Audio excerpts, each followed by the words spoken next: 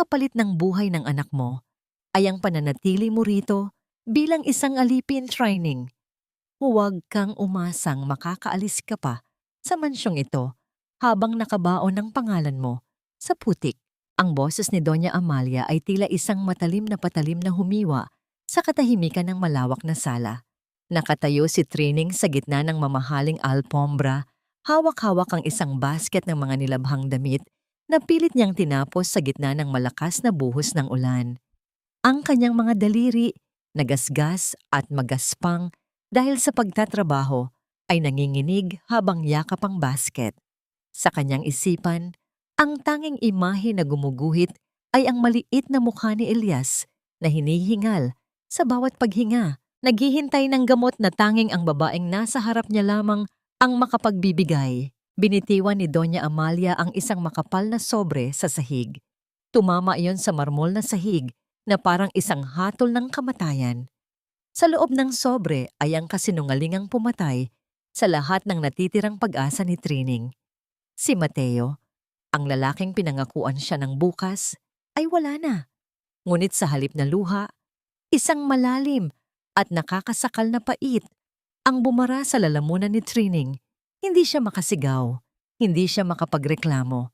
Dahil sa bawat segundo ng kanyang pananahimik, ang buhay ni Elias ang nakataya. Inilabas ni Trining ang isang piraso ng damit na dapat sana ay ibabalik niya ng maayos. Isang mamahaling polo na pilit niyang tinahian ng mga punit gamit ang kanyang sariling mga kamay sa loob ng magdamag. Ang bawat tusok ng karayom sa tela ay sinabayan niya ng dasal para sa kinabukasan ng kanyang anak. Ngunit ngayon, ang pagmamahal na inilagay niya sa bawat sinulid ay tila naglaho sa harap ng malamig na pagtingin ng Donya. Dahan-dahang lumuhod si Trining, hindi dahil sa paggalang, kundi dahil sa bigat ng mundo na unti-unting dumudurog sa kanyang mga balikat. Ang bawat hibla ng kanyang pagkatao ay nagnanais na tumayo at sumigaw ng katotohanan. Ngunit ang imahe ng kanyang anak na nakahiga sa kanilang dampang maulan ang pumipigil sa kanya. Ang paghinga niya ay naging mababaw at mahirap. Tila ang bawat hangin na kanyang nilalanghap ay may kasamang alat ng kanyang sariling luha na pilit niyang ibinabaon sa kanyang kalooban. Sa paligid, ang mga dekorasyon sa mansyon ay tila mga aninong nakatingin sa kanyang kahihiyan. Ang bawat kristal na nakasabit sa kisame ay tila tumatawa sa kanyang abang kalagayan. Nang tumalikod si Doña Amalia, naiwan si Trining na nakaluhod sa gitna ng karangyaan na hindi kailanman magiging kanya. Ang katahimikan sa loob ng mansyon ay mas nakakabingi kaysa sa kulog sa labas. Ipinikit niya ang kanyang mga mata at dinama ang lamig ng sahig na tumatagos sa kanyang balat. Hanggang kailan niya kayang itago ang apoy ng galit na unti-unting sumisiklab sa kanyang dibdib? Hanggang kailan ang pagtitiis ay magiging sapat na pananggalang para sa kanyang anak? Sa gitna ng kanyang pagdurog, isang tanong ang paulit-ulit na umaalingaw-ngaw sa kanyang isipan. Isang tanong na walang sino mang makakasagot kundi ang kanyang sariling tadhana. Kung ang kabutihan ay nagbubunga ng ganito kapait na kapalaran, ano pa ang saysay ng magpakumbaba sa mundong ang hustisya ay nabibili ng pera at kapangyarihan? Ang mga yapak ni Trining sa mamahaling sahig ng mansyon ay tila mga anino lamang na walang nagnanais na mapansin. Pagkatapos ng gabing iyon, ang kanyang mundo ay lumiit na lamang sa apat na sulok ng mga silid na puno ng alikabok at mga alaala ng karangyaan. Maaga siyang nagising bago pa sumikat ang araw upang simulan ang mga gawaing bahay na ipinasa sa kanya ng mga kasambahay na tinitingnan siya ng may pangungutya. Habang naglilinis siya ng mga kristal na dekorasyon sa sala, napansin niya ang pagbaba ng magkapatid na Paulo at Pia sa hagdan. Ang kambal, na may mga mukhang anghel, ngunit may mga matang puno ng paghamon, ay tumigil sa harap niya. Sa isang iglap, sinadya ni Pia na itumba ang baso ng tubig na hawak nito, dahilan upang mabasa ang suot na apron ni Trining. Ang tubig ay dumaloy sa sahig at ang tunog ng babasaging nabasag sa tiles ay tila humati sa katahimikan ng umaga. Tumingin si Paolo kay Trining. Ang kanyang mga labi ay nakatikom sa isang mapanuring ngiti. Hindi man sila nagsalita, ang kanilang mga mata ay sapat na upang iparating ang mensahe. Hindi ka kabilang dito. Yumuko si Trining, hindi upang magmakaawa, kundi upang iligpit ang mga basag na bubog. Ang kanyang mga daliri ay nag-iingat na hindi magasgasan, ngunit ang bawat piraso ng baso ay tila sumasalamin sa kanyang nagkapira-pirasong dignidad. Hindi siya lumaban, hindi siya sumagot. Alam niyang ang bawat salitang lalabas sa kanyang bibig ay gagamitin lamang laban sa kanya ni Doña Amalia. Nang matapos niyang linisin ang kalat, dinala siya ng kanyang mga paa sa kusina. Doon, muli niyang sinimulang ihanda ang agahan para sa pamilya. Amoy ng sariwang kape at mainit na pandesal ang pumuno sa hangin. Isang amoy na nagpapaalala sa kanya ng kanyang dampa, kung saan ang kape ay bihira at ang tinapay ay madalas na kulang. Habang hinahalo niya ang mainit na tsokolate, naramdaman niya ang presensya ng isang matandang katulong sa kanyang likuran. Si Manang Lita, na matagal nang naninilbihan sa pamilya, ay tila may gustong sabihin ngunit nanatiling tahimik. Ang kanyang mga mata ay nagbabala sa bawat galaw ng mga nakababatang kasambahay na tila mga espiya ng Donya. Sa bawat kilos ni Trining, naroon ang bigat ng kawalan ng katarungan. Ang bawat sandali sa mansyong ito ay isang pagsubok sa kanyang pasensya. Habang inilalatag niya ang mga pinggan sa hapagkainan, narinig niya ang boses ni Doña Amalia mula sa itaas. Ang bawat salita ay may halong lason. Ang babaeng ito ay hindi lamang nagahari sa mansyon. Siya ang humahawak sa bawat paghinga ng mga taong nasa loob nito. Nang ilapag ni Trining ang huling baso ng gatas, napatingin siya sa bintana. Sa labas, ang araw ay nagsisimula ng sumikat, nagbibigay ng liwanag sa mundo, ngunit sa loob ng mansyong Montesillo, ang dilim ay tila hindi kailanman nawawala. Iniisip niya si Elias. Ano na kaya ang ginagawa ng kanyang anak sa dampa? May nagpainom na kaya ng gamot sa kanya? Ang bawat tibok ng kanyang puso ay isang paalala na ang lahat ng pagpapahiya na kanyang nararanasan ay may malinaw na dahilan. Ang kaligtasan ng kanyang anak. Bumalik siya sa kusina, ang kanyang mukha ay blangko. Ngunit sa loob niya, ang determinasyon ay unti-unting namumuo. Hindi niya kailangang maging marahas para mabuhay. Ang kanyang pagtitiis ang magiging sandata na hindi nila inaasahan. Ngunit sa likod ng lahat ng ito, isang tanong ang patuloy na sumasagi sa kanyang isipan. Hanggang kailan niya kayang tiisin ang mga matang nakatingin sa kanya na parang siya ay isang basahan? At higit sa lahat, sino sa mga taong nasa loob ng bahay na ito ang tunay na kakampi? At sino ang mga kaaway na naghihintay ng pagkakataon para siya ay tuluyang durugin? Matangkik. Ang bawat araw sa mansyon ng mga Montesillo ay tila isang mahabang prosesyon ng pagdurusa na walang katapusan. Pagkatapos ng mga gawaing bahay, ang mga kamay ni Trining ay namamaga at puno ng mga sugat mula sa matapang na sabon at pagkayod sa mga sahig na bato.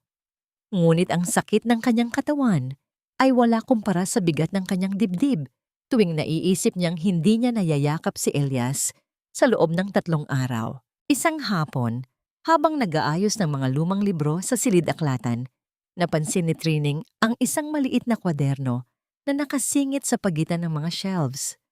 Nang buksan niya ito, bumungad sa kanya ang mga drawing ng isang batang babae, mga larawan ng isang masayang pamilya, isang ina na nakangiti, at isang ama na yakap ang kanyang mga anak. Ito ang mga drawing ni na Paulo at Pia noong mga bata pa sila, bago naging malamig ang kanilang mga puso.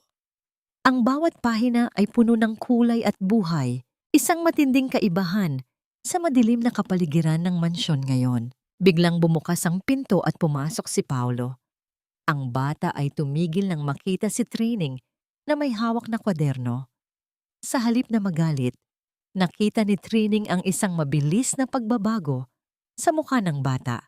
Isang saglit na pagkapahiya na agad ding pinalitan ng pagkapuot. "Ibalik mo yan! Wala kang karapatang hawakan ang mga gamit namin!" Sigaw ni Paulo, sabay agaw sa kwaderno. Hindi umatras si Trining. Sa halip, tumingin siya ng diretso sa mga mata ng bata. Hindi ito ang tingin ng isang alipin, kundi ang tingin ng isang ina na nakakakita ng sakit sa likod ng isang galit na bata. "Hindi ko sinasadyang pakialaman ang inyong nakaraan, Paulo. Nakita ko lang na napakaganda ng inyong pagkakadrawing. Ang bawat bata ay may karapatang magkaroon ng masayang alaala, kahit pa ang mundo ay nagbago na para sa kanila." Nagulat si Paulo sa kanyang tinuran. Tila nag-alinlangan ng bata kung dapat ba siyang magalit o manahimik. Sa maikling sandaling iyon, ang tensyon sa silid ay napalitan ng isang kakaibang katahimikan. Ngunit bago pa makapagsalita ang bata, narinig nila ang matitinis na boses mula sa labas. Si Doña Amalia ay paparating. Ang bawat yabag ng kanyang mamahaling sapatos sa sahig ay tila isang babala. "Anong ginagawa mo rito, Trining? Hindi ba't inutusan kitang linisin ang terrace?" Boses ng Donya na puno ng pagkamuhi habang sumisilip sa pinto. Mabilis na nagbago ang anyo ni Paulo. Muli siyang naging batang mapangapi, ang kanyang mukha ay naging blanko. "Nagnanakaw siya ng mga gamit namin, Lola." Pagsisinungaling ni Paulo, isang pagtataksil na pumatay sa maliit na pag-asang nabuo sa puso ni Trining. Ramdam ni Trining ang pagtagos ng malamig na hangin sa kanyang balat habang nakatayo sa harap ni Amalia.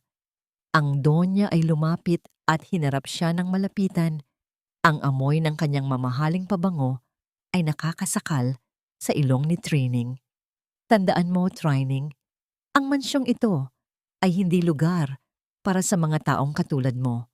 Huwag mong subukang makuha ang loob ng mga bata dahil kahit anong gawin mo, mananatili kang isang aninong walang halaga sa pamamahay na ito." Yumuko si Trining, pilit na kinokontrol ang pagkirot ng kanyang puso.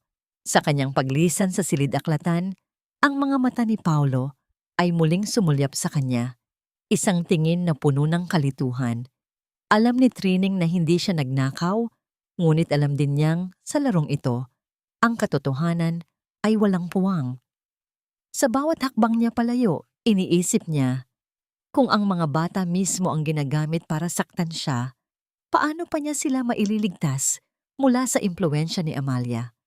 At sa likod ng pintong iyon, may isang lihim na naiwan sa drawing ni Pia na posibleng maging susi sa kanilang paglaya. Tata.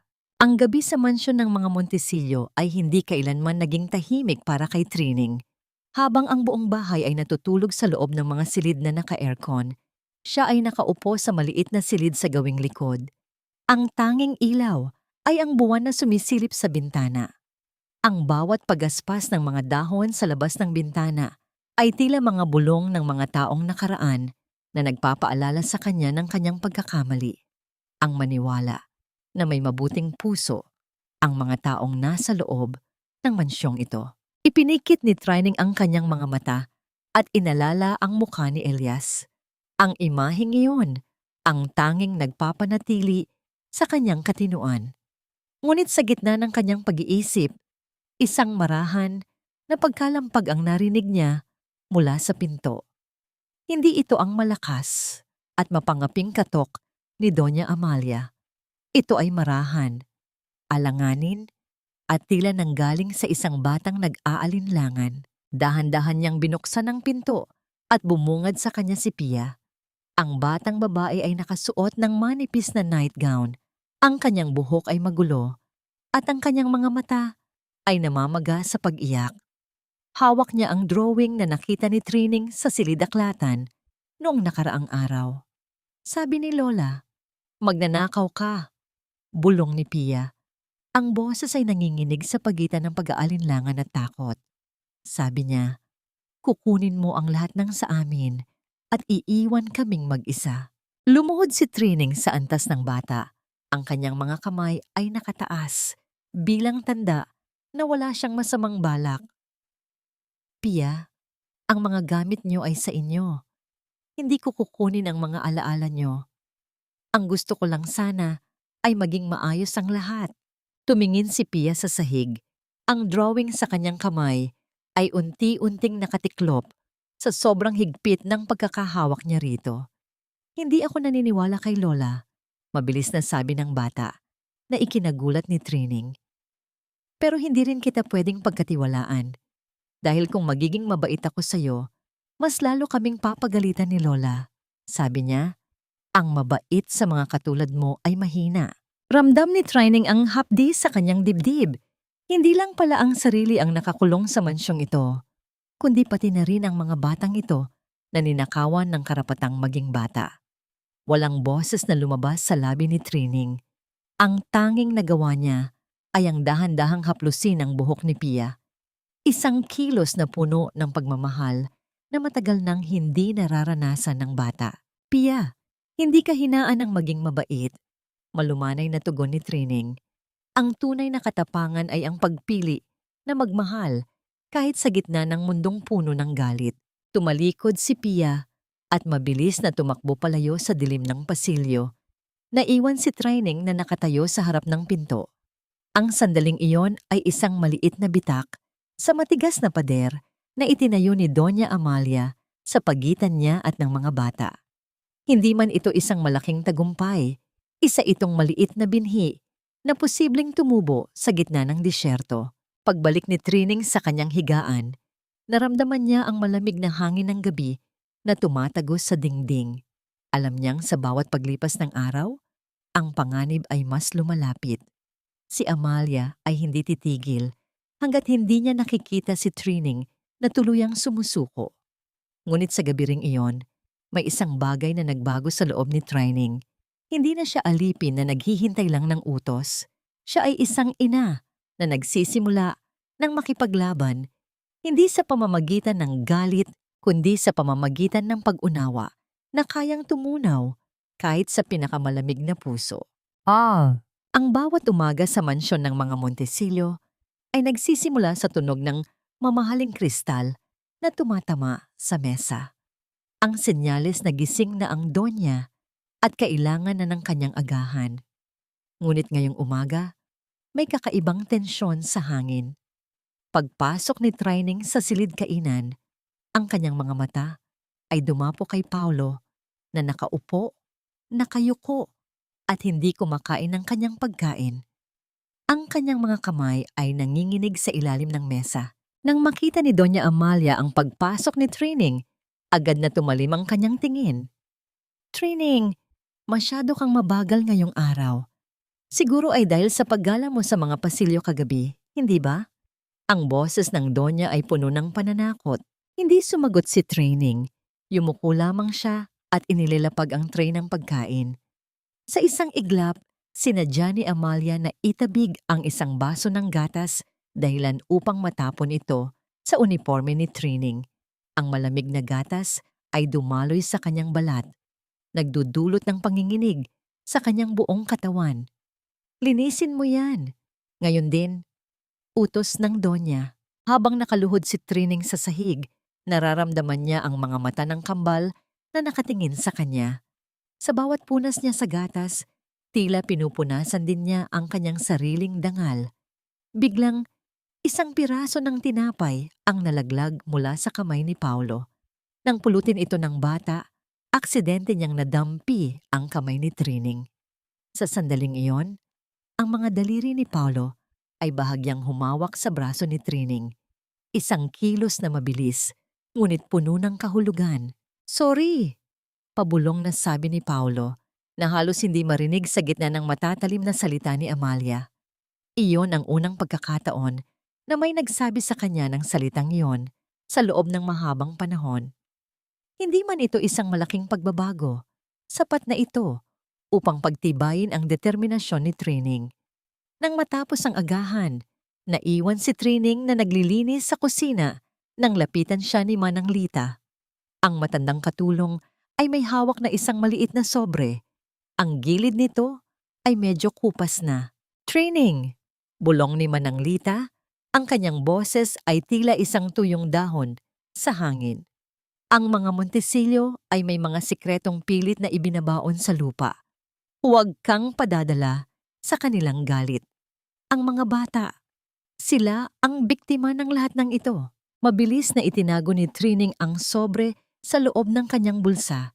Hindi niya ito binuksan, ngunit alam niya sa kanyang kalooban na ang laman nito ay maaring magpabago sa takbo ng kanyang buhay.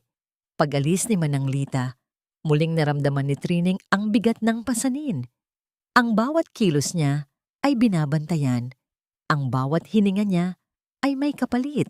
Sa gabi ring iyon, habang sinusulat ni Trining ang kanyang mga saloobin sa isang sulok ng mansyon, napansin niya ang isang anino sa labas ng kanyang pinto. Hindi ito pumasok, ngunit nanatili roon sa loob ng ilang minuto. Alam niya na ang mansyong ito ay puno ng mga mata na hindi natutulog. Sa bawat araw na lumilipas, ang mga dingding ng mansyon ay tila unti-unting lumiliit. Tila isang bitag na dahan-dahang nagsasara. Ngunit sa gitna ng lahat, hawak ni Trining ang sobre, ang kanyang tanging sandata, sa gitna ng digmaang hindi niya pinili. Ano ang nakatago sa loob nito?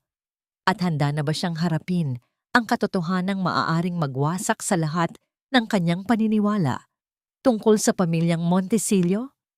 Ang katahimikan ng gabi ay muling bumalot sa mansyon, ngunit sa pagkakataong ito, hindi na ito katahimikan ng pagsuko, kundi ng paghahanda para sa isang bagong yugto ng kanyang laban. Sa ilalim ng liwanag ng isang lampara na halos mamatay na ang ningas, binuksan ni Trining ang sobre na ibinigay ni Manang Lita. Ang papel sa loob ay naninilaw na, tila saksi sa mga taon ng pagtatago at pananahimik. Habang binabasa ni Trining ang mga letra, ang kanyang mga kamay ay hindi mapigilang manginig. Hindi ito basta liham, ito ay isang talaan ng mga petsa at pirma, isang katibayan na ang yaman ng mga Montesillo ay hindi lamang mula sa negosyo, kundi mula sa isang madilim na nakaraan na winasak ang buhay ng ibang tao. Ang bawat linya na kanyang binabasa ay tila isang hampas sa kanyang sistema. Ang pangalan ng ina, nina Paulo at Pia ay nakasulat doon, kasama ang isang legal na dokumento na nagpapatunay na hindi siya umalis, kundi siya ay tinanggal at pinatalsik ni Doña Amalia upang makuha ang buong kontrol sa mana. Ang sikreto ay hindi lamang basta tsismis. Ito ay isang bomba na handang sumabog sa anumang oras. Biglang tumunog ang pinto. Mabilis na itinago ni Trining ang dokumento sa ilalim ng sahig na kahoy sa isang tagong siwang na kanya nang nadiskubre noong unang linggo. Pumasok si Doña Amalia nang walang kumatok. Ang kanyang mga mata ay matalas na parang agila na naghahanap ng biktima. Ano ang ginagawa mo sa oras na ito? Tanong ng Donya. Ang kanyang boses ay malamig na parang yelo. Lumapit siya kay Trining at tiningnan ang bawat sulok ng maliit na silid. Napansin ko na marami kang oras para sa iyong sarili. Mula bukas, dadagdagan ko ang iyong mga gawain. Ayaw ko ng mga aliping may oras pang mag-isip. Yumuko si Trining, pilit na pinapakalma ang kanyang tibok ng puso na tila gustong lumabas sa kanyang dibdib. Masusunod po, Doña Amalia. Nang lumabas ang matandang babae, hindi agad nakahinga ng maluwag si Trining. Alam niyang hindi naniniwala ang Donya. Ang mga mata ni Amalia ay palaging puno ng pagdududa. Sa sandaling iyon, napagtanto ni Trining na hindi na siya maaaring magpatuloy sa ganitong paraan. Kailangan niyang ilabas ang katotohanan, ngunit kailangan niyang gawin ito sa paraang hindi mapapahamak sina Paulo at Pia. Kinabukasan, habang nasa hardin, nakita ni Trining ang mga bata na naglalaro malapit sa fountain. Lumapit siya nang dahan-dahan, dala ang isang basket ng mga prutas. Paulo, Pia, tawag niya ng mahina. Nang lumingon ang mga bata, nakita niya ang pag-aalinlangan sa kanilang mga mukha. May sasabihin ako sa inyo, simula ni Trining, ang kanyang boses ay puno ng katapatan. Tungkol sa inyong ina, Hindi siya ang babaeng inilarawan sa inyo ng inyong lola. Tumigil ang paglalaro ng kambal. Ang katahimikan sa hardin ay tila lalong lumalim. Tanging ang tunog lamang ng agos ng tubig sa fountain ang naririnig. Si Paulo, na dati ay laging nakasimangot, ay lumapit ng kaunti. Ang kanyang mga mata ay naging mapanuri. "Ano ang alam mo?" tanong ng bata. Ang boses ay puno ng sakit na matagal na niyang ibinabaon. Alam ni Trining na ito ang simula ng katapusan ng kapangyarihan ni Amalia sa loob ng bahay na ito. Ang pagtitiwala ay hindi makukuha sa isang iglap, ngunit ngayon, sa harap ng dalawang bata na biktima ng kasinungalingan, ang katotohanan ay ang tanging daan upang sila ay maging malaya. Ngunit bago pa makapagsalita si Trining, isang anino ang sumulpot sa dulo ng hardin. Si Doña Amalia na nakamasid sa kanila nang may ngiting hindi umabot sa kanyang mga mata. Ang pagdating ni Doña Amalia sa hardin ay parang pagbagsak ng kadiliman sa gitna ng maliwanag na hapon. Ang bawat hakbang niya ay may kasamang tunog ng tapak ng kanyang takong sa semento. Isang ritmong tila nagbababala ng paparating na unos. Agad na nagbago ang tindig ni na Paulo at Pia. Ang kanilang mga mukhang puno ng kuryosidad ay muling napalitan ng pader ng kawalang pakialam. "Napansin ko na tila masyadong malapit ang inyong pag-uusap," wika ni Amalia. Ang kanyang ngiti ay parang isang talim na nakatago sa bulaklak. "Training, hindi ba't may mga damit ka pang dapat plansahin? Masyado ka yatang nagiging kampante sa iyong posisyon." Hindi man lang hinintay ng Donya na sumagot si Training. Hinila niya ang braso ni Pia ng bahagya, sapat upang magdulot ng takot sa bata. "Paulo, Pia, pumasok na kayo sa loob. May mga tutor kayong naghihintay." Naiwan si Trining na nakatayo sa ilalim ng init ng araw. Ramdam niya ang matatalim na tingin ni Amalia na tumatagos sa kanyang likuran. Isang uri ng titig na nagsasabing alam ng matanda na may mali siyang ginagawa. Nang tuluyang makapasok ang mga bata sa loob ng mansyon, humarap si Amalia kay Trining. Hindi siya sumigaw. Sa halip, nagsalita siya sa paraang mas nakakatakot kaysa sa anumang galit. "Huwag mong subukang lasunin ang isip ng mga bata, Trining. Sila ang tanging tagapagmana ng lahat ng aking pinaghirapan. Ang anumang pagtatangka mong sirain ang kanilang pagtingin sa akin ay katumbas ng pagputol sa bawat tulong na ibinibigay ko para sa gamot ng iyong anak. Ang banta ay malinaw, malamig, at walang puwang para sa pagtatalo." Ang bawat salita ni Amalia ay parang isang gapos na unti-unting humihigpit sa leeg ni Trining. Tumalikod ang Donya at naglakad palayo. Naiwan si Trining na nakatayo. Ang kanyang mga kamao ay nakakuyom ng mahigpit hanggang sa bumabaon na ang kanyang mga kuko sa kanyang palad. Sa gabing iyon, hindi nakatulog si Trining. Ang bawat segundong lumilipas ay isang pagtatalo sa loob ng kanyang sarili. Kung itutuloy niya ang kanyang plano, si Elias ang magdurusa.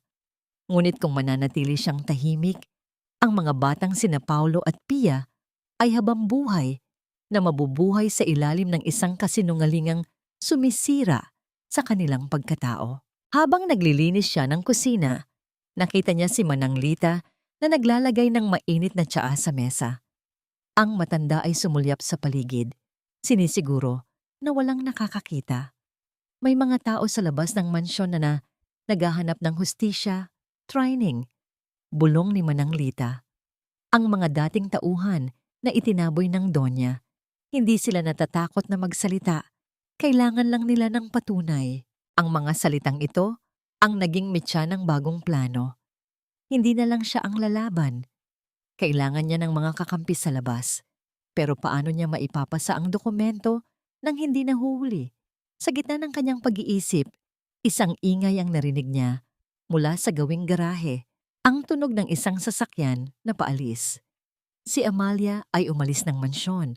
Marahil ay patungo sa isang pagtitipon. Sa sandaling ito, ang mansyon ay parang isang kulungan na bukas ang pintuan. Ito na ang pagkakataon. Kinuha ni Trining ang nakatagong dokumento mula sa ilalim ng sahig. Ang kanyang puso ay tumitibok ng mabilis. Ang tunog nito ay tila isang tambol sa katahimikan ng gabi. Ngunit paglabas niya ng pintuan, nasalubong niya ang gwardiya na nakabantay sa gate. Ang daan patungo sa kalayaan ay hindi madali at tila ang tadhana ay patuloy na humahadlang sa bawat hakbang niya. Ang gwardiya sa gate, si Mang Tino, ay matagal nang naninilbihan sa pamilya. Ngunit ang kanyang mga mata ay palaging malamig at walang bahid ng awa. Nang makita niya si Trining na humahakbang patungo sa labas ng mansyon, agad siyang humarang. Ang kanyang kamay ay nakahawak sa kanyang sinturon. Saan ka pupunta, Trining?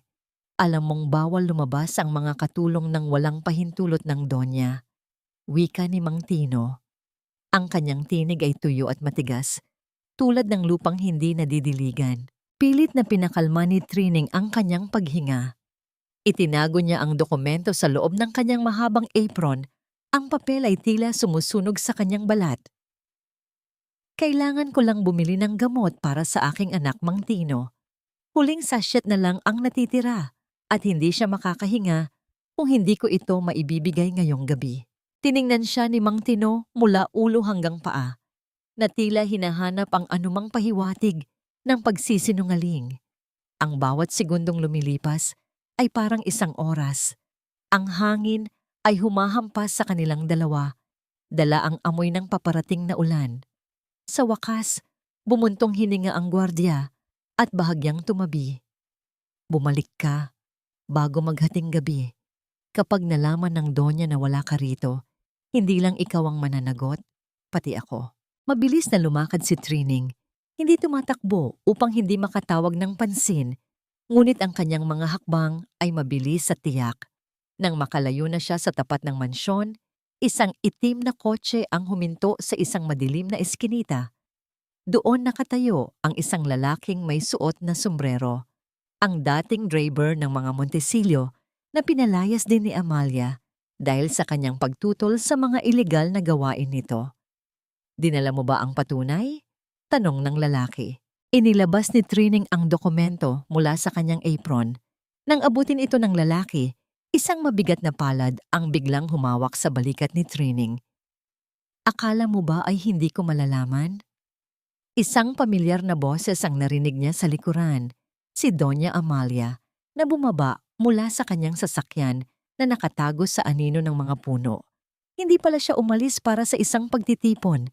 Ito ay isang bitag. Ang puso ni Trining ay tila tumigil sa pagtibok. Ang lahat ng kanyang pag-iingat ay nauwi sa wala. Dinala mo ang iyong sarili? Sa kapahamakan, Trining, wika ni Amalia. Ang kanyang mukha ay nababalot ng isang nakakasuklam na ngiti. Kinuha niya ang dokumento mula sa kamay ng lalaki at agad itong pinunit-punit sa harap ni Trining. Sa tingin mo ba ay maniniwala ang sinuman sa isang aliping tulad mo? Sa isang iglap, tinawag ng Donya ang mga gwardiya. Ang lalaking kausap ni Trining ay mabilis na tumakbo, ngunit si Trining ay hindi na nakagalaw. Ang bawat pangarap niya para sa hustisya ay tila nilalamon ng gabi. Habang kinakaladkad siya pabalik sa mansyon, napatingin si Trining sa langit. Ang ulan ay nagsimula nang pumatak. Malalamig na patak na tila humahaplos sa kanyang sugatang pagkatao. Ngunit sa kanyang pagkapit sa huling pag-asa, hindi niya alam na si Paulo, na sumilip sa bintana ng mansyon, ay nakita ang lahat. Ang kanyang mga mata ay hindi na puno ng galit, kundi ng isang matinding pangamba at pagkamuhi sa sariling lola. Ang mansyon ay naging isang malamig na libingan matapos ang gabing iyon. Pagkapasok ni Trining, agad siyang kinaladkad ni Amalia patungo sa basement, isang madilim at maalikabok na lugar kung saan nakatago ang mga gamit na hindi na kailangan ng pamilya. Ang pintong bakal ay tumunog nang may kabigatan habang ikinakandado ito ng gwardiya. Dito ka mag-isip kung ano ang halaga ng buhay mo, boses ni Amalia sa labas, bago tuluyang nawala ang tunog ng kanyang mga hakbang. Naiwan si Trining sa kadiliman. Ang tanging liwanag ay nanggagaling sa maliit at mataas na bintana kung saan sumisilip ang liwanag ng buwan. Ang kanyang katawan ay nanginginig sa lamig, ngunit mas masakit ang kanyang kalooban. Nawala ang tanging patunay na mayroon siya. Ang lahat ng kanyang paghihirap, ang lahat ng panganib na kanyang sinuong para kay Elias at sa hostisya ay tila naging abo sa isang iglap. Lumipas ang mga oras o marahil ay mga araw, hindi na niya matukoy. Ang tanging kasama niya ay ang mga daga at ang katahimikang nakakabingi. Sa gitna ng kanyang pagluha, isang mahinang kalampag ang narinig niya mula sa pinto. Akala niya ay si Amalia na naman, ngunit ang isang maliit na papel ay dumaan sa siwang sa ilalim ng pinto. Dinampot ito ni Trining at pilit na binasa sa ilalim ng malamang buwan. Hindi lahat ng papel ay napunit. May mga kopya pa sa silid ni Papa. Huwag kang susuko. Ang sulat kamay ay kay Paulo. Sa sandaling iyon, ang luha ni Trining ay hindi na dahil sa pait, kundi dahil sa isang bagong sinag ng pag-asa. Hindi pala siya mag-isa. Ang mga bata na dati niyang inaakalang kalaban ay siya palang magiging daan sa kanyang paglaya. Samantala, sa itaas ng mansyon, si Doña Amalia ay nakaupo sa kanyang opisina, umiinom ng mamahaling alak. Akala niya ay tapos na ang laban. Ang isang alipin ay mananatiling alipin. Bulong niya sa kanyang sarili. Hindi niya namalayan na sa labas ng pintuan nakikinig si Paulo at Pia. Ang kanilang mga mata ay wala na ang dating pagsunod. Ang mga ito ay puno na ngayon ng determinasyon. Kailangan nating ilabas si Trining, mahinang sabi ni Pia, habang mahigpit na hawak ang kamay ng kanyang kapatid. Hindi lang siya ang ilalabas natin, Pia. Ilalabas din natin ang katotohanan tungkol sa nangyari kay Mama. Sagot ni Paulo, ang boses ay matigas at matatag. Sa basement, hindi alam ni Trining ang susunod na mangyayari, ngunit ang kanyang pag-asa ay muling nagliyab. Ang kadiliman ay hindi na nangangahulugan ng katapusan. Ito ay naging isang paalala na sa pinakamalalim na gabi, ang pinakamaliit na liwanag ay ang pinakamahalaga. Alam niyang kailangan niyang maging handa. Sa oras na bumukas ang pintong iyon, hindi na siya ang Trining na mahiyain at mapagtiis. Siya na ang babaeng handang bawiin ang kanyang dangal at iligtas ang mga batang naging biktima rin ng kasakiman ng sarili nilang lola. Ang ulan ay muling bumuhos, ngunit sa pagkakataong ito, hindi na ito ang ulan ng pagdurusa, kundi ang ulan na maglilinis sa lahat ng dumi at kasinungalingan na bumabalot sa mansyong Montesillo. Ang paglipas ng gabi ay tila isang walang katapusang paghihintay. Sa bawat oras na lumilipas sa loob ng basement, ang bawat tunog ng pagaspas ng mga daga o ang paghampas ng ulan sa labas ay nagiging hudyat ng panganib. Ngunit sa bawat pagtibok ng puso ni Trining, naroon ang pangako ni Paulo na nagbibigay sa kanya ng lakas upang hindi tuluyang mawalan ng pag-asa. Madaling araw na nang marinig niya ang maingat na pagbukas ng kandado.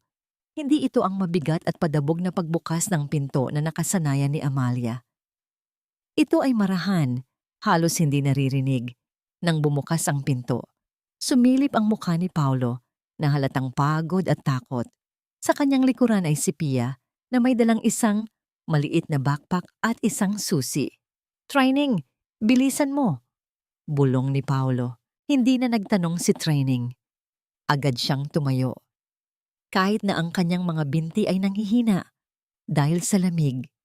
Nang makalabas siya ng basement, sinalubong siya ng sariwang hangin. Isang kalayaang matagal niyang hindi nalasap. Ngunit hindi pa tapos ang kanilang laban.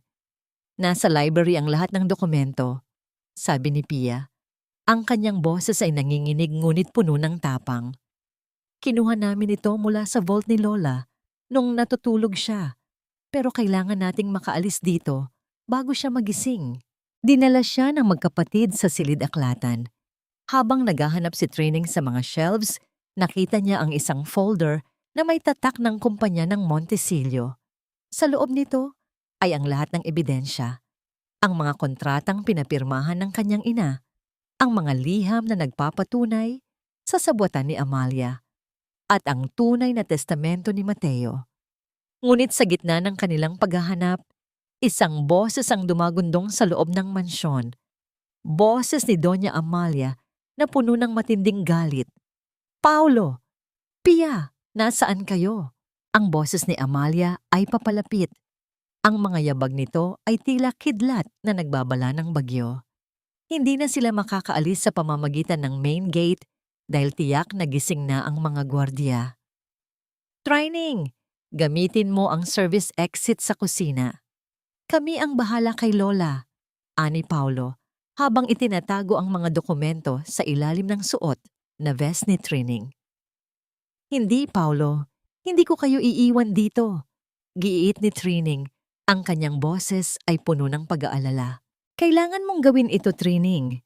Kung mahuhuli tayong lahat, walang matitirang katotohanan," sagot ni Pia habang hinihila ang kamay ni Trining patungo sa madilim na pasilyo ng kusina. Sa sandaling iyon, ang kanilang pagtatagpo sa gitna ng silid-aklatan ay naputol nang pumasok si Doña Amalia.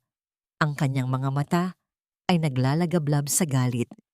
Nang makita niya si Trining kasama ang kanyang mga apo, ang kanyang muka ay naging parang sa isang demonyo. "Mga traidor!" sigaw ni Amalia. "Akala niyo ba ay matatakasan niyo ako?" Sa gitna ng tensyon, si Trining ay tumayo sa pagitan ng mga bata at ng matandang babae. Ang kanyang tindig ay hindi na yuko. Siya ay matapang at handang ipagtanggol ang kanyang mga tagapagligtas. Ang bawat sandali sa mansyong ito ay humahantong na sa isang napakalaking komprontasyon.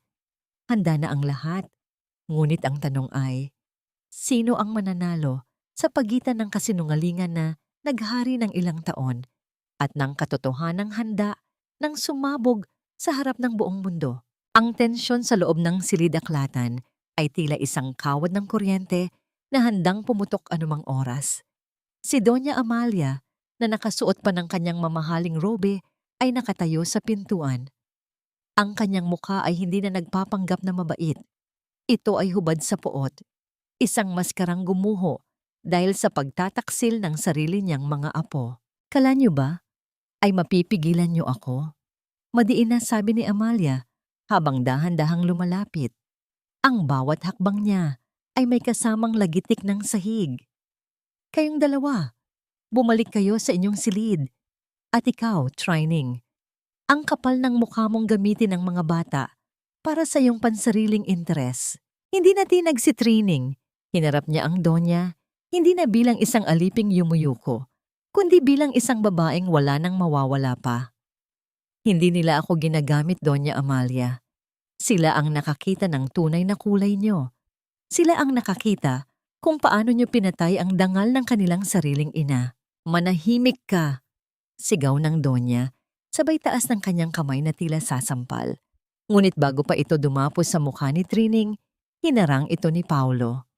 Ang bata, sa unang pagkakataon, ay tumingin ng diretso sa mga mata ng kanyang lola. "Tama na, Lola. Alam na namin ang lahat," matapang na sabi ni Paulo. "Ang pera, ang mansyon, ang kapangyarihan, lahat ng ito ay nakatayo sa ibabaw ng mga bangkay ng mga taong minahal namin. Hindi na kami magpapabulag sa inyo." Gulat na gulat si Amalia. Ang kanyang braso ay bumagsak sa kanyang tagiliran, hindi makapaniwala sa katapangan ng kanyang apo. Sa sandaling iyon, ang pagkakataon ay nasa panig ni Trining. "Pia, tumakbo na kayo," utos niya. Hindi nagdalawang isip ang mga bata. Mabilis silang lumabas sa kabilang pinto ng library. Ngunit si Amalia ay hindi basta-basta susuko. Tumawag siya sa kanyang mga tauhan sa radyo. Ang boses ay nanginginig sa matinding galit. "Huwag niyo silang palalabasin. Hulihin niyo sila. Kahit ano pa ang mangyari." Nagkagulo sa loob ng mansyon. Ang mga yapak ng mga gwardiya ay dinig na dinig sa bawat sulok. Si Trining ay kumaripas din ng takbo. Hindi para iligtas ang sarili, kundi upang tiyaking ligtas ang kambal. Narating nila ang likod ng kusina, kung saan ang isang maliit na pinto ay patungo sa hardin. Training. Dalhin mo ang mga dokumento. Sigaw ni Pia habang pilit nilang binubuksan ang kalawanging kandado ng pinto. Sa gitna ng kaguluhan, naramdaman ni Trining ang isang kamay na humila sa kanyang buhok. Si Amalia, na nakahabol sa kanila, ay hindi bibitaw. Hindi kayo makakaalis dito ng buhay na may dalang mga sikreto ko. Sa isang mabilis na kilos, itinulak ni Trining ang donya patungo sa istante ng mga kagamitan sa kusina. Hindi ito naging dahilan upang masaktan ng malubha ang matanda, ngunit sapat na yon upang mawala ang kanyang balanse. Sa sandaling iyon, nabuksan ang pinto. Ang sariwang hangin ng gabi ay sumalubong sa kanila, ngunit paglabas nila, sinalubong sila ng mga ilaw ng flashlight mula sa mga gwardiya na nakapalibot sa kanila. Ang mansyon na dating kanilang tahanan ay naging isang piitan. Ngunit sa likod ng mga gwardiyang ito, may isang boses na nagpatahimik sa lahat. Ibaba niyo ang inyong mga armas. Isang pamilyar na boses, ang abogado ng pamilya, kasama ang ilang mga pulis, ay pumasok sa gate. Ang laban ay hindi na lamang sa loob ng mansyon. Ito ay dadalhin na sa harap ng batas. Ang mukha ni Amalia ay naging maputla. Ang kanyang mga mata ay nanlaki sa katotohanang ang kanyang kaharian ay unti-unti nang guguho sa harap ng kanyang mga mata. Ang mga ilaw ng sasakyan ng mga pulis ay nagbibigay ng matalim na liwanag sa mukha ni Doña Amalia. Ang kanyang dating awtoridad na naghari sa mansyong ito sa loob ng ilang dekada ay tila isang telang napunit sa isang iglap. Nakatayo siya sa gitna ng kanyang hardin. Ang kanyang robe ay gusot at ang kanyang mga mata ay nanlilisik pa rin sa galit.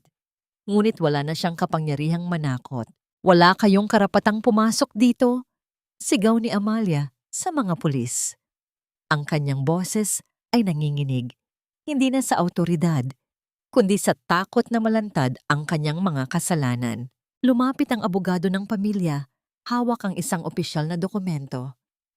Doña Amalia, mayroon kaming warrant para sa inyong pag-aresto dahil sa mga paratang ng pandaraya, pagkakait ng mana, at pang-aabuso sa mga bata. Ang lahat ng ebidensyang hawak ni na Trining at ng mga bata ay sapat na upang simulan ang proseso ng batas. Si Paulo at Pia, na nakatayo sa likuran ni Trining, ay humigpit ang hawak sa isa't isa. Hindi na sila ang mga batang takot sa anino ng kanilang lola. Sila na ngayon ang mga saksi ng katotohanan. Si Trining naman, habang nakatingin sa Donya, ay wala nang maramdamang galit. Ang tanging nararamdaman niya ay isang malalim na pagkaawa. Isang pagkaawa para sa isang taong nag-aksaya ng kanyang buong buhay sa paggawa ng masama para lamang sa kapangyarihang hindi niya naman madadala sa kanyang pagtanda. Lola, tawag ni Paulo. Ang kanyang boses ay mahinahon, ngunit may matinding bigat. Hindi namin kayo kinamumuhian. Ang lungkot lang namin dahil sa kabila ng lahat ng yaman nyo, wala kayong naitanim na kahit anong pagmamahal. Ang mga salitang yon ang tila naging huling hampas na nagpabagsak sa Donya. Napaluhod siya sa damuhan. Ang kanyang mga kamay ay nakatakip sa kanyang mukha. Hindi na siya ang makapangyarihang Doña Amalia. Siya ay isa na lamang matandang babaeng kinain ng kanyang sariling kasakiman. Habang kinakade na ang kanyang mga kamay, ang bawat tunog ng bakal ay parang musika ng kalayaan para kay Trining. Ngunit hindi pa tapos ang lahat. Kailangan pang ayusin ang kinabukasan ng mga bata at tiyakin ang kaligtasan ni Elias. Matapos dalhin ang Donya sa presinto, ang mansyon ay muling naging tahimik. Ngunit ang katahimikan na ito ay hindi na nakakatakot. Ito ay katahimikan ng isang bagong simula. Inayos ni Trining ang mga dokumento sa lamesa. Ang bawat papel na naglalaman ng mga kasinungalingan ni Amalia ay kanya nang itatala bilang patunay sa korte. Lumapit sa kanya ang abogado at inabutan siya ng isang basong tubig. Tapos na ang paghihirap mo, Trining. Ngayon, kailangan na nating paghandaan ang susunod na yugto. Tumingin si Trining sa bintana, kung saan ang unang sinag ng araw ay nagsisimula ng sumilip sa langit. Ang bagyo ay lumipas na. Ang kanyang mga kamay, na dati ay puno ng sugat at pagod, ay handa na ngayong yumakap sa isang kinabukasan na siya ang may hawak ng panulat. Alam niyang hindi agad mawawala ang mga peklat ng nakaraan, ngunit sa wakas, ang kanyang mga anak, si Elias, si Paulo, at si Pia, ay hindi na kailangang matakot sa dilim. Ang sumunod na mga araw ay naging mabilis at puno ng mga legal na proseso. Ang mansyong Montesillo, na dati ay punong-puno ng tensyon at kasinungalingan, ay nagsimula nang maging isang lugar ng paghihilom.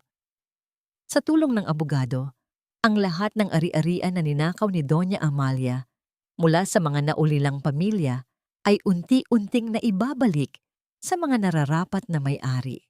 Si Trining, sa kabila ng lahat ng nangyari, ay hindi naghangad na manirahan sa mansyon. Alam niyang ang lugar na ito ay puno ng mga alaala na hindi na kailangang balikan. Isang hapon, habang nag-aayos ng mga huling gamit, nakita niya si Manang Lita na naghihintay sa labas. "Trining, anong balak mo?" tanong ng matanda. Ngumiti si Trining, isang nangiting totoo at puno ng kapayapaan. "Babalik ako sa probinsya, Manang. Doon, may maliit na bahay kami malapit sa dalampasigan. Ito ang lugar kung saan masarap huminga, kung saan ang bawat araw ay hindi kailangang ipaglaban." Si Paulo at Pia, na ngayon ay mas magaan na ang loob, ay lumapit sa kanya. "Trining, maari ba kaming sumama?" tanong ni Pia. Ang kanyang mga mata ay nagniningning sa pag-asa. "Ayaw na naming manatili sa mundong ito na puno ng mga taong nagpapanggap." Napatingin si Trining sa dalawang bata. Sila ay mga biktima rin ng sistemang binuo ng kanilang lola, at ang kanilang paghingi ng saklolo ay isang patunay na ang pagmamahal na kanyang ibinigay ay hindi nasayang. Ang tahanan ay hindi nakabase sa laki ng mansyon, kundi sa laki ng puso ng mga taong nakatira rito. Kung handa kayong mamuhay ng simple, malugod ko kayong tatanggapin. Bago sila umalis, bumisita sila sa isang lugar na hindi inakala ni Trining na pupuntahan niya. Ang presinto kung saan nakakulong si Doña Amalia. Sa pamamagitan ng salamin, nakita nila ang matandang babae. Si Amalia ay mukhang matanda, pagod, at ang kanyang mga mata ay wala na ang dating ningning ng kapangyarihan. Hindi siya kinausap ni Trining. Tumalikod lamang siya. Sa paglalakad niya palayo, naramdaman niya ang isang matinding gaan sa kanyang kalooban. Hindi na niya kailangang maghiganti.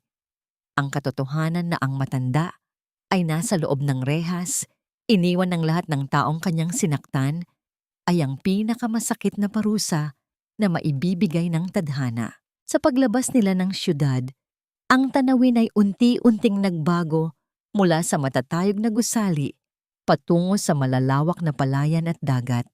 Naroon si Elias, ang kanyang anak, na naghihintay sa harap ng kanilang maliit na dampa. Ang bata, na ngayon ay mas malakas na ang katawan dahil sa tamang gamot at pag-aalaga, ay tumakbo palapit sa kanya. "Mama!" sigaw ni Elias. Yumakap si Trining sa kanyang anak, kasama sina Paulo at Pia. Sa sandaling iyon, ang lahat ng pasakit, lahat ng gutom, at lahat ng takot ay naging mga alaala na lamang. Ang araw ay unti-unting lumulubog sa abot tanaw, nagbibigay ng kulay kahel at ginto sa buong paligid. Ang buhay na kanilang hinaharap ay hindi magiging madali. Ngunit sa unang pagkakataon, ito ay magiging buhay na kanilang pinili. Isang buhay na binuo sa pagmamahal at pagpapatawad. Ang dagat ay tila isang malawak na salamin na sumasalamin sa payapang langit, at ang bawat hampas ng alon sa dalampasigan ay tila isang mahinahong bulong ng paghilom. Makalipas ang isang taon, ang maliit at payak na bahay sa gilid ng dagat ay hindi na lamang isang tirahan. Ito ay naging isang santuwaryo kung saan ang bawat sulok ay puno ng tawanan at pag-asa. Sa beranda, nakaupo si Trining, hawak ang isang tela na kanyang tinatahi. Isang simpleng damit para kay Pia. Sa di kalayuan, makikita ang tawanan ni na Elias, Paulo at Pia habang naghahabulan sa buhanginan. Ang kanilang mga boses ay puno ng buhay, malayo sa mga batang dati nakakulong sa pader ng galit at paghihiganti. Sa gitna ng katahimikang ito, hindi maiwasang tanungin ni Trining ang kanyang sarili kung napatawad na ba niya ang nakaraan. Alam niyang ang pagpapatawad ay hindi isang biglaang pangyayari, kundi isang mahabang proseso. Hindi niya kinakalimutan ang mga hapdi ng kahapon, ngunit hindi na rin niya hinahayaan na ang mga peklat na yon ang magdikta sa kanyang kinabukasan. Ang pagpapatawad ay hindi para sa ikabubuti ng sino mang nagkasala sa kanya. Ito ay para sa sarili niyang kapayapaan. Natanto niya na ang tunay na kapayapaan ay hindi ang kawalan ng problema, kundi ang pagkakaroon ng lakas upang harapin ang bawat araw ng may ngiti. Sa simple nilang pamumuhay, nahanap niya ang tunay na halaga ng pagiging tao, ang pagkain ng sabay-sabay sa hapag, ang pagtulog ng walang pangamba, at ang pagmamahal na hindi kailangang bilhin o ipaglaban. Ang kwentong ito ay isang paalala sa lahat na ang tunay na yaman ay hindi nasusukat sa laki ng mansyon o sa dami ng kapangyarihan. Ito ay matatagpuan sa mga simpleng sandali ng katapatan at sa kakayahang manatiling matatag sa gitna ng unos. Ang pagdurusa ay maaaring maging mitya ng ating pagkawasak, ngunit kung gagamitin natin ito ng tama, maaari rin itong maging pundasyon ng ating tunay na pagkatao. Walang kasinungalingan ang mananatiling noong nakatago habang buhay, at ang katotohanan, gaano man katagal, ay palaging may paraan upang lumabas at magpalaya. Ang paglalakbay ni Trining mula sa dilim patungo sa liwanag ay patunay na kahit gaano man kabigat ang pasanin, laging may pagkakataong magsimula muli at itayo ang sariling buhay sa pundasyon ng pagmamahal. Habang unti-unting lumulubog ang araw sa abot-tanaw, nagbibigay ng kulay ginto sa buong paligid, hinaplos ni Trining ang kanyang dibdib at isang matamis na ngiti ang namutawi sa kanyang mga labi. Sa wakas, ang kanyang puso ay tahimik na. Hindi na niya kailangang maghanap ng hustisya sa labas dahil ang hustisya ay nasa loob na niya. Sa pagkakaroon ng kalayaan at sa piling ng mga taong tunay na nagmamahal sa kanya, siya ay malaya, siya ay buo, at higit sa lahat, siya ay sa wakas ay nakauwi na sa kanyang tunay na tahanan. Ang bawat hibla ng tela na itinatahi ni Trining ay tila mga sugat ng kahapon na unti-unting nagiging bahagi na lamang ng isang magandang kasaysayan. Sa paglubog ng araw sa dalampasigan, natanto natin na ang tunay na lakas ay hindi nasusukat sa kung gaano tayo katagal na natiling matatag sa harap ng bagyo, kundi sa kung paano natin piniling maging malambot ang ating puso matapos tayong durugin ng mundo. Mga mahal kong tagapakinig, maraming salamat sa inyong paglalakbay, kasama ko hanggang sa huling yugto ng kwentong ito. Hindi ko malilimutan ang gabing iyon sa basement kung saan naiwan si Trining sa dilim. Ang bawat hikbi niya ay tila nakabaon sa aking pandinig habang isinusulat ko ang bawat pangungusap. Ang kwentong ito ay hindi lamang likhang isip. Ito ay hango sa mga totoong karanasan ng mga kababaihang piniling magpatawad sa kabila ng matinding pagtataksil, mga pusong marunong maghilom kahit sa gitna ng matatalim na salita at kasinungalingan. Sa inyong palagay, kung kayo ang nasa kalagayan ni Trining, matapos ang lahat ng ginawa ni Doña Amalia, kaya niyo pa kayang tumingin sa mga mata ng taong nanakit sa inyo at magpatawad ng buong buo? O mas pipiliin ninyong hayaan na lamang ang tadhana ang gumanti para sa inyo? Ikwento ninyo sa akin, habang abala kayo sa inyong mga gawain sa bahay o habang nagpapahinga pagkatapos ng mahabang araw, nasaan kayo ngayon? Sana ay makapaglaan kayo ng sandali upang ibahagi ang inyong mga saloobin sa komento, dahil ang inyong mga karanasan ay nagsisilbing aral din para sa ating lahat. Kung naramdaman ninyong tumibok ang inyong puso kasabay ng kay Trining, isang simpleng pag-like at pag-share ay sapat na upang mas marami pang puso ang mahagkan ng pag-asa. Naway ang inyong mga araw ay maging kasing payapa ng dagat na tinitignan ni Trining at naway magkaroon kayo ng lakas ng loob na piliin ang inyong sariling kaligayahan higit sa anumang inaasahan ng iba. Maging matapang, maging mahabagin, at wag na wag ninyong kalilimutang kayo ay sapat.